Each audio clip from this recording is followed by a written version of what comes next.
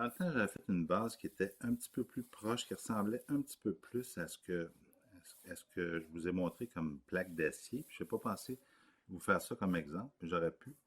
Donc, ce que j'avais fait, j'avais imaginé une base qui était en fonte, ok, moulée, évidemment avec un petit peu plus d'arrondi, là, et avec les deux tubes ici, comme ça, puis avec l'interrupteur, admettons, au centre ici, comme ça, là. Peu importe. Donc, c'était à l'origine une meilleure interprétation, à mon sens, de ce que je voulais modifier.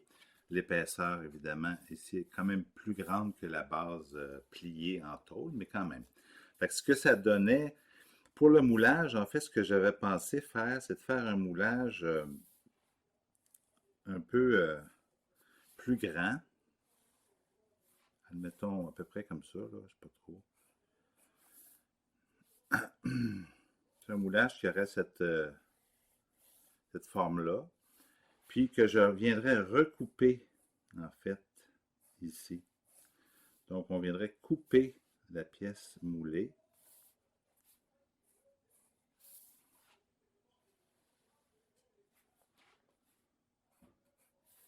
Donc, ça me ferait un premier plan de joint qui aurait été un premier plan de joint qui aurait été vraiment droit, mais la pièce ensuite coupée euh, pour être capable de donner l'allure. Puis ici, c'est ici que j'aurais fait une plaque pour fermer.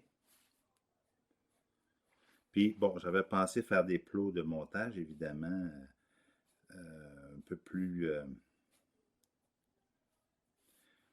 pas trop haut, parce que c'est toujours un peu problématique. Puis la plaque de tôle, elle pourrait être emboutie juste pour aller rejoindre un petit peu, aller rejoindre, puis je peux en faire un autre plot, admettons ici, là.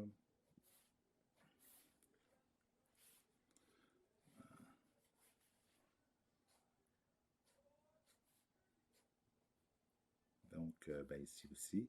Puis là, j'aurais utilisé des vis, justement, des vis auto-perçantes. Il y a même des vis auto-perçantes, là, qui permettraient de même pas avoir besoin d'usiner ça. Puis comme c'est le base de lampe, là, c'est pas quelque chose qu'on va monter et puis démonter souvent. Donc, on n'a pas besoin de prendre l'opération de faire un filetage dans le plot. C'est beaucoup plus facile de juste venir percer, même pas percer, on va simplement utiliser la vis qui va percer et faire son propre filet. Donc, on va pouvoir être monté et démonté plusieurs fois, mais on n'aura pas l'opération de faire le filetage en plus. Bon, ici, l'interrupteur, évidemment, dans cette position-là, l'avantage, c'est que j'aurais pas besoin de faire d'usinage, parce que le trou carré est dans le sens du moulage, c'est beaucoup plus pratique que l'autre forme que je vous ai donnée avec le plan incliné. L'autre design que je vous avais montré, là, avec le plan incliné comme ça, ben, peut-être qu'on aurait pu faire un moulage du trou pour l'interrupteur. On aurait peut-être pu, je ne me rappelle plus ce qui était là, ici, on aurait peut-être pu faire un trou dans le sens du moulage pour être capable d'installer ensuite l'interrupteur. Il faudrait faire le dessin avec plus de précision. Puis je pourrais peut-être vérifier qu'en faisant un moulage dans le sens ici du démoulage, bien, ça ferait déjà mon trou carré pour l'interrupteur. Mais enfin, il serait carré, mais avec des angles comme ça pour être dans le sens du moulage. Je ne sais pas si vous me suivez. Donc ça permettrait de réduire les opérations. Pour ce qui est du trou ici, des deux trous ici, ben, comme je l'ai dit, c'est des trous avec des plats, là. Ça, c'est à peu près la forme de ça ici. Donc, j'ai deux trous à peu près à ce distance-là. C'est des trous qui ont des plats. Donc, ça, j'ai pas le choix. Je dois utiliser un procédé d'usinage.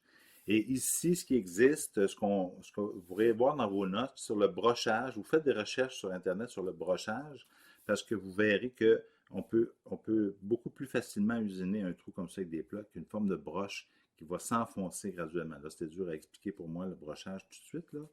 Mais bref, le brochage me permettait de faire des trous avec des plats comme ça. Parce que dans le moulage, ben là, ça serait peut-être un peu extrême d'essayer de faire des trous dans le moulage, dans le sens du moulage. Bon, faudrait voir. Peut-être ça pourrait fonctionner, mais c'est un petit peu plus hasardeux à mon avis. La tôle ici, peut-être je la ferai un peu plus épaisse que du 16 ou 18 gauge parce qu'elle va être pliée ici, elle est supportée, il n'y a rien qui la retient. Puis c'est ici que je vais faire rentrer, par exemple, mon fil électrique avec donc mon espèce de strain relief, ma patente, là, pour bloquer le fil, pour empêcher qu'il se, il s'arrache quand on tire. Donc, ça, c'est une pièce de plastique qu'on appelle un strain relief qui retient vraiment la pièce. Donc, elle va être à peu près ici. Puis mes deux tubes vont être ici, filetés évidemment, puis maintenus par des écrous dont les fils vont arriver du transformateur. Le transformateur, ben, il peut être, comme je l'ai fait dans l'autre exemple, monté par exemple comme ça sur une espèce de braquette, une autre braquette en acier, parce qu'il n'y a rien de prévu. Hein. Il y en a qui pensaient qu'il y avait de quoi de prévu, mais il n'y a rien de prévu. Donc, puis là aussi, je vais mettre une vis. À ce moment-là, juste une vis metal screw qui va passer dans un trou plus gros sur la plaque de 16 gauge, puis qui va planter dans la pièce qui, elle, tient mon transformateur, qui est ici. Donc, on va dire qu'il y a 12 volts ici, ou 120 ici, puis 12 là. Puis bon, en tout cas, on fera le circuit. C'est peut-être un peu moins évident de faire le circuit électrique dans ce dessin-là, qui est un peu plus compact. Mais quand même, on comprend bien. C'est sûr que je pourrais faire une autre vue plus complète en haut pour montrer la braquette ou sur le côté, hein, comme je l'ai fait dans l'autre exemple, là, mais je ne le ferai pas. Vous avez compris que j'ai à peu près résolu, grosso modo. Donc ça va être une vis auto-perçante.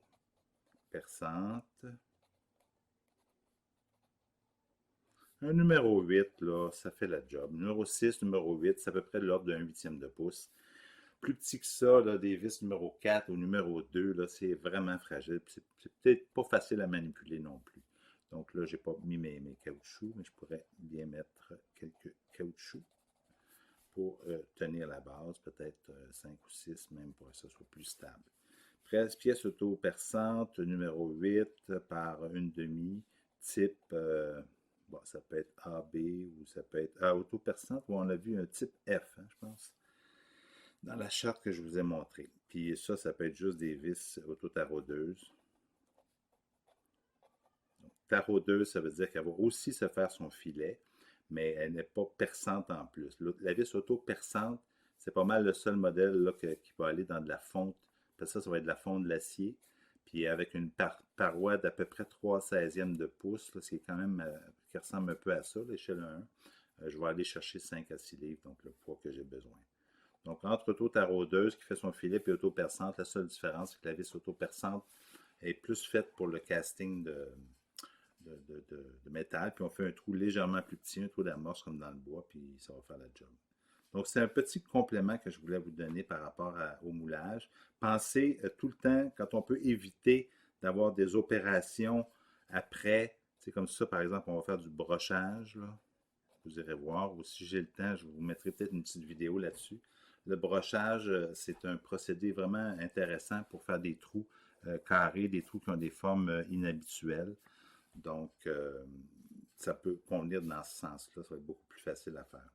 Mais si je suis capable de faire tous mes trous dans le sens du moulage, ben, ça va être beaucoup plus facile. Donc, la vidéo est un petit peu longue, là. Je vais essayer d'arrêter.